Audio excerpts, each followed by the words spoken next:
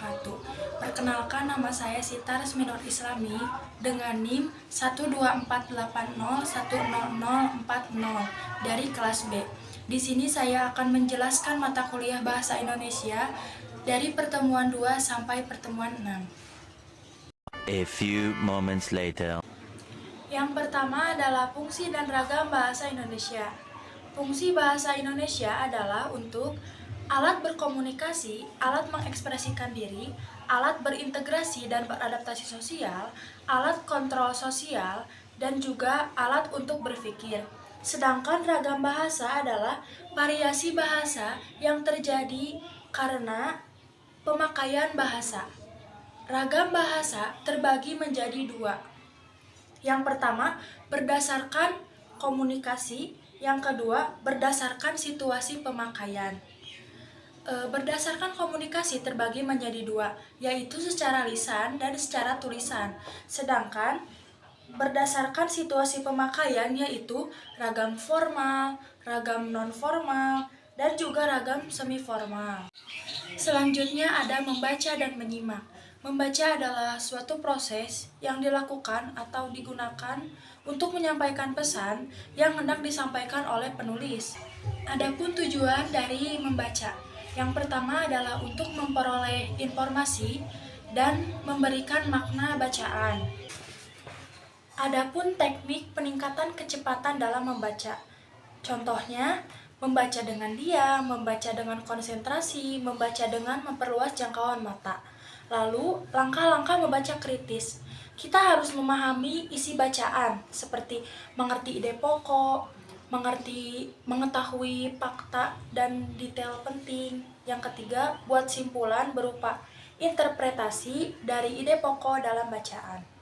Adapun tujuan dari teknik membaca. Yang pertama, scanning. Scanning digunakan untuk mendapatkan suatu informasi dengan cepat dan akurat, seperti mencari nomor telepon, mencari jadwal mata kuliah, dan lain sebagainya. Yang kedua adalah teknik skimming. Teknik skimming ini adalah menyerap informasi penting dan memahami topik bacaan, seperti mencari ide pokok. Yang ketiga, SQ3R. Survei bacaan, question yaitu ajukan pertanyaan, 3R-nya yaitu read, recall, dan review. Selanjutnya adalah menyimak. Menyimak adalah memerhatikan dengan seksama apa yang diucapkan oleh penutur untuk mendapatkan suatu informasi. Tingkatan menyimak, yang pertama mendengar, yang kedua menginterpretasi, yang ketiga memberi reaksi, dan yang keempat adalah mengevaluasi. Adapun beberapa tantangan dalam menyimak seperti perhatian yang terbagi, adanya gangguan, penilaian yang terlalu terburu-buru, dan juga kurangnya pendengaran. Selanjutnya ada ringkasan, ikhtisar, dan juga resensi. Apa sih ringkasan? Ringkasan adalah memendekkan suatu bacaan dengan mengambil intisarinya tanpa mengubah struktur wacana. Sedangkan ikhtisar adalah memendekkan suatu bacaan dengan mengambil intisarinya tanpa terikat pada struktur wacana. Dan resensi adalah karangan yang berisi tentang penilaian terhadap suatu karya tulis. Tujuan dari ringkasan, ikhtisar, dan juga resensi. Tujuan dari ringkasan adalah mencatat gagasan utama dan naskah asli. Tujuan dari ikhtisar adalah mengetahui isi buku atau tebal dari waktu yang singkat. Nah, untuk resensi yaitu memberi kritik atau saran, memberikan informasi kelayakan buku. Selanjutnya ada diksi. Diksi merupakan hasil dari proses pemilihan kata untuk dipakai dalam kalimat, alinea, dan wacana. Adapun syarat ketepatan pemilihan kata. Yang pertama, konotasi dan denotasi. Yang kedua, sinonim. Yang ketiga, kata-kata yang mirip. Yang keempat, kata-kata abstrak. Yang kelima, kata penghubung yang berpasangan. Dan kata umum dan kata khusus. Gaya bahasa dalam diksi. Majaz. Majaz merupakan cara penutur menyampaikan maksudnya yang dapat menimbulkan kesan tertentu bagi mitra tuturnya.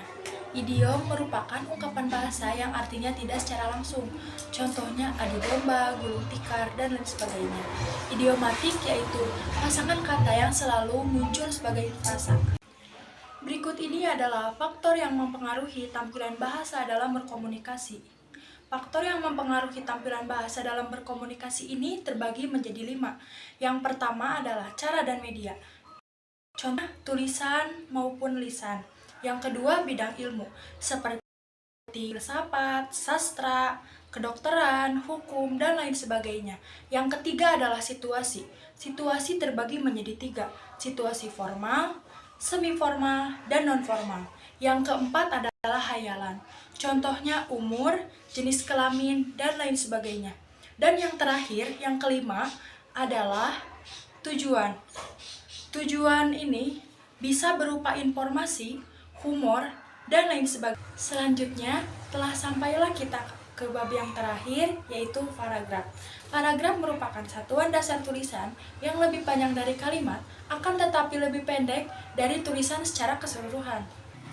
Terdapat 3 ciri-ciri paragraf. Yang pertama, satu gagasan utama. Yang kedua, berupa informasi.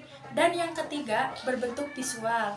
Ditandai dengan peregangan baris antar kelompok kalimat. Ciri paragraf yang baik ada 3. Yang pertama, kepaduan. Yang kedua, kesatuan. Dan yang ketiga adalah kelengkapan. Sekian penjelasan dari saya. Semoga bermanfaat. Wassalamualaikum warahmatullahi wabarakatuh.